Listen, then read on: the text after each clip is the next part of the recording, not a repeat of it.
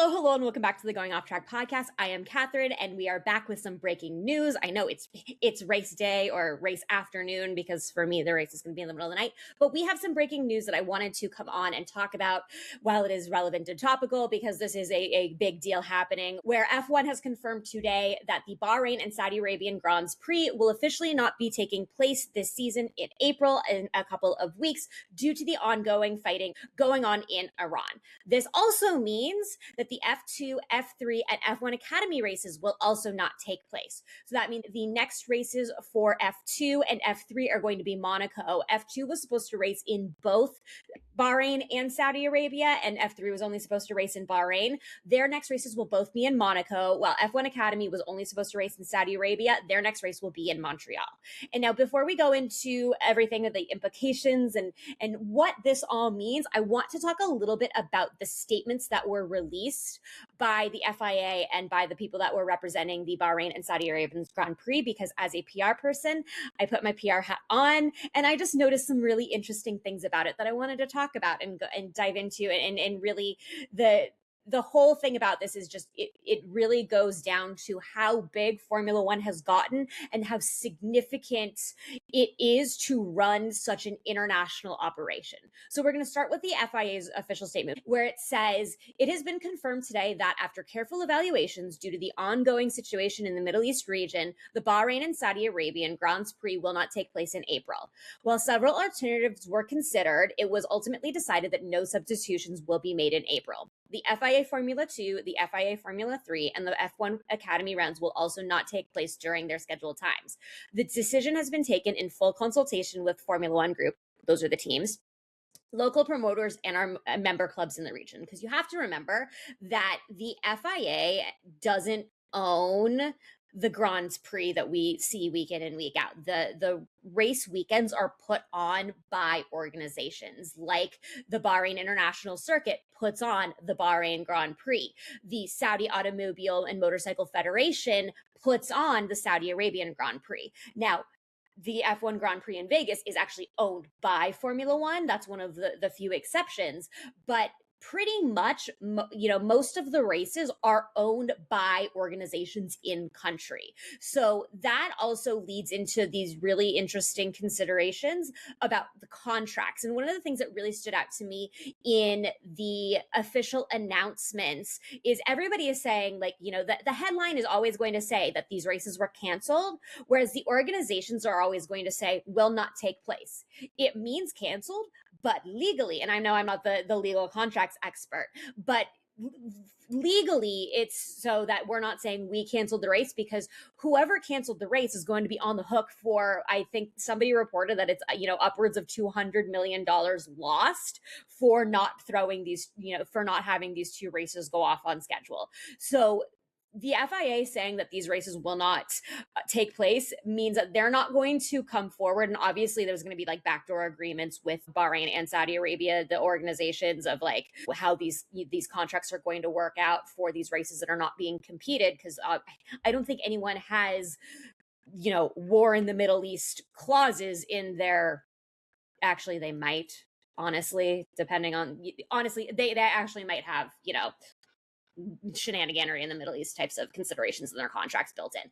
But so anyway, it says will not take place. And I thought that was really interesting. I also wanted to read the statements from the chief executive of the Bahrain International Circuit and the head of the Saudi Automobile and Motorcycle Federations, because I thought that their statements were really interesting. And like I said, I have my PR hat on for this. If you don't remember, and you're newer to the podcast, I worked in sports PR for years. I am still, generally attached to sports and PR now. So I just have a lot of thoughts about the way that Bahrain and Saudi Arabia have been reacting to this that I just want to talk about for a minute. And then we're going to talk about what this means for the rest of the season and the other Middle Eastern races and a few other things. But first of all, I want to start with the statement. So we're going to start with Sheikh Salman bin Isa Al Khalifa, the chief executive of the Bahrain International Circuit, who said, said, "We fully support the decision by Formula One, and we are grateful to have them and to the FIA for their support and enduring partnership.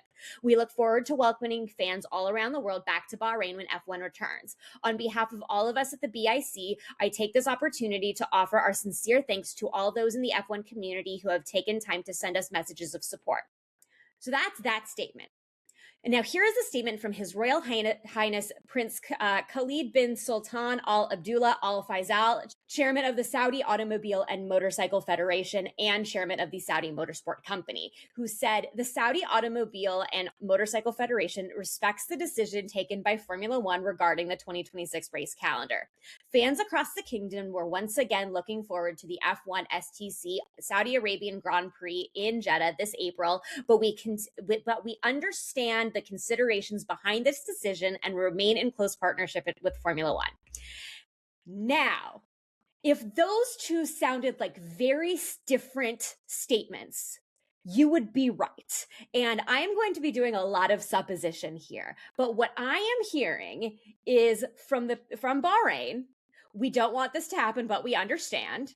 From Saudi Arabia, we didn't want this to happen at all, and we think that this should be going forward, but we're going to say that we respect their decision because we have to.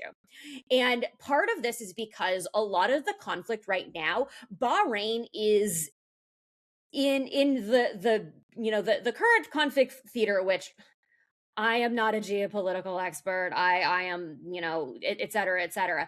But Bahrain has been having issues. And among other things, they're close enough to the fighting in Iran that their airspace has been completely shut down.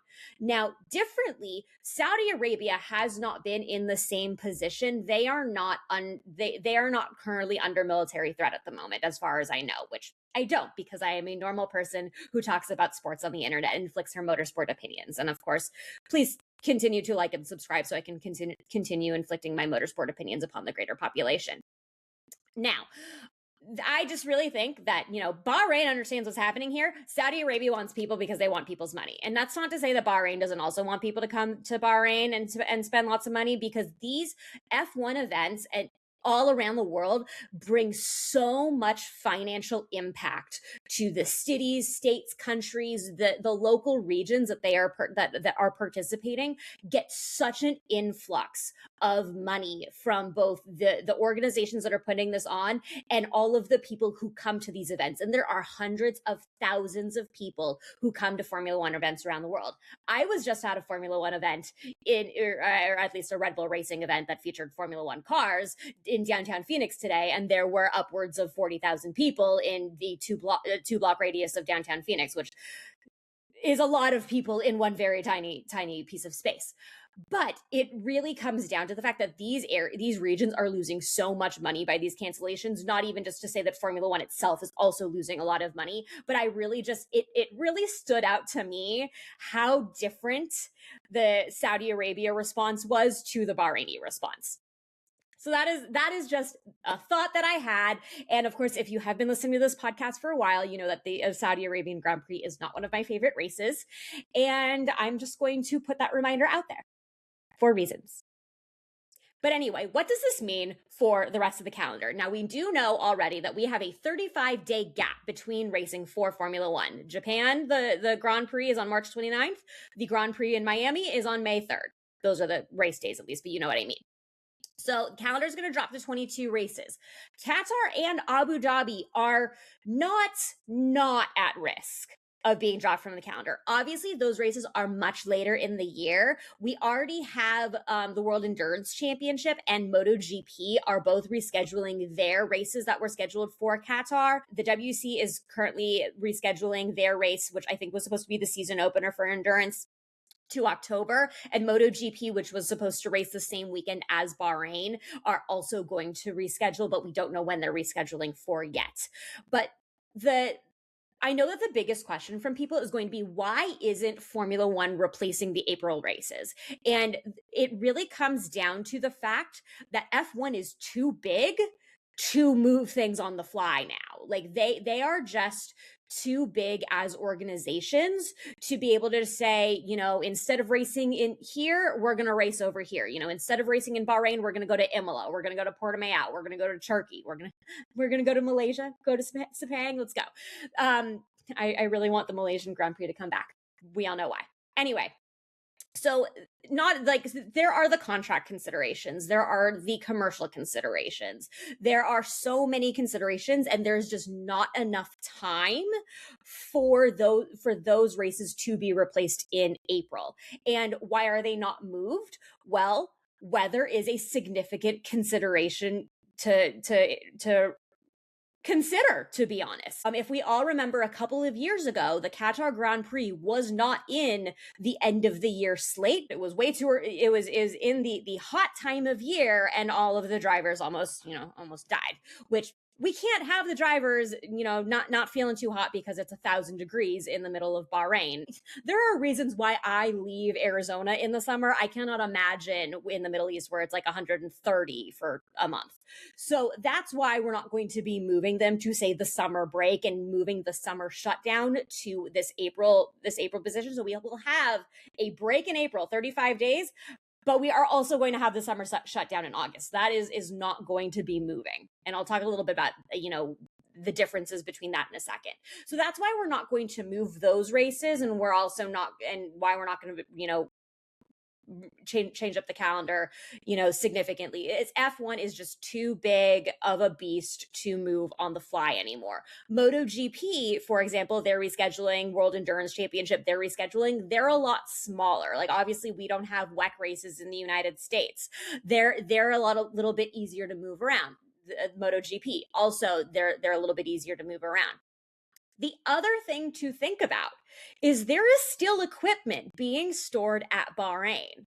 And that was the equipment that the team was going to use in Bahrain, that they were going to, send to Saudi Arabia. Like, there is so much stuff that gets moved around internationally that, they don't just pack up everything they need and take it to Australia and then, take it with them to China and then to Japan. Like, they send things ahead of time to save on costs, to save on equipment and wear and tear, the extras that they have to bring. Like Mercedes, when Mercedes goes to any race as a engine supplier, not only are they bringing the Mercedes Formula One team stuff, but they're also bringing the engines for McLaren, for Williams, for Alpine, for whoever else is a Mercedes customer. And all of that stuff has to come, and they're going to send things ahead of time. When they left Bahrain testing, which was already difficult enough to get personnel out of Bahrain and to Australia, I think there was somebody from Mercedes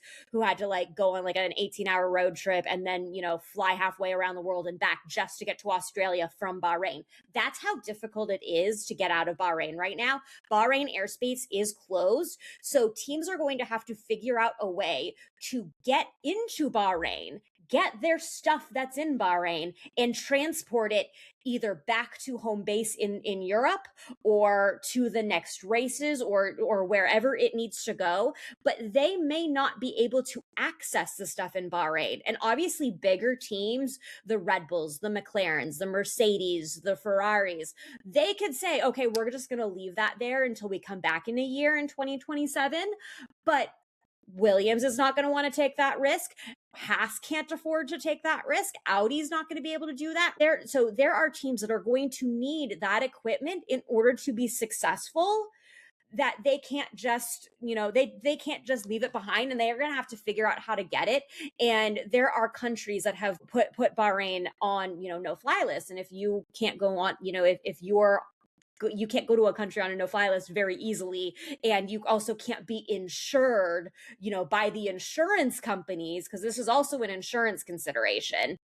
That companies aren't going to insure people to go to places that the country says you can't go there. So that's a really significant question of how are the teams going to be able to get their stuff out of a country that is currently, you can't fly in, you can't fly out, and you have to fly into another country, drive in, drive out, and it's not like you can just throw this in the trunk of your car. We're talking like we're going to need semi trucks for this. So this is going to be very, very difficult, and where it'll be very interesting to see how the teams are going to be able to deal with that. Now, what is this going to mean for the teams, and comparing this to the summer shutdown? Now, the summer shutdown in August is a no-fly zone for working. This is everybody takes a vacation. The drivers all go on their fancy vacations with their girlfriends or their spouses or their friends or etc., whatever. And the team personnel, nobody's working on engines, nobody's working on anything, nobody's trying to, rebudget the catering into the cost cap. Everybody is done. This is why it's called the shutdown. We're not going to have that in April. In April, everybody is going to be working. They're going to be working on the cars. They're going to be working on setups. They're going to be working on simulations. This benefits literally every team except Mercedes, because Mercedes is happy with their current advantage. And now the teams are going to know what Mercedes has in their pocket, and they're going to be able to figure out how to, let's call it unscrew their cars, fix their cars, and fix all of the issues that they have been plagued with over these 1.5 race weekends. I can't believe there's only been 1.5 races. This is wild. So this is going to be really interesting, and we're going to have a very fascinating hard reset once we get to Miami. So that's going to mean that Australia, China, and Japan are going to be significant information drivers, but we may see a completely different season once we restart again in Miami in May, which of course that is like the last track on the calendar that you want a significant restart on, because that track specifically is just not a great track for Formula One racing. But I digress. You've heard me talk about this before. But it's so interesting what's going on right now. It's so interesting. And obviously it's unfortunate to lose races. What am I supposed to watch in April other than, basketball and gymnastics and other things. But anyway, it's unfortunate that we're losing these races. It is good that the FIA and F1 have made the decision to protect lives over monetary considerations. And it means that we are going to have to, geopolitical conflicts impact everything, including fun vroom car sports. So that's what I have right now. I think this was a lot longer than I fully expected us to go on for, but that's because I had a lot of thoughts. But anyway, I will be back. The Chinese Grand Prix reaction will be out probably either late Sunday night if I get it uploaded as soon as I'm done editing it, or it will be out Monday morning. But that will be our next episode, and I will see you all in the next one.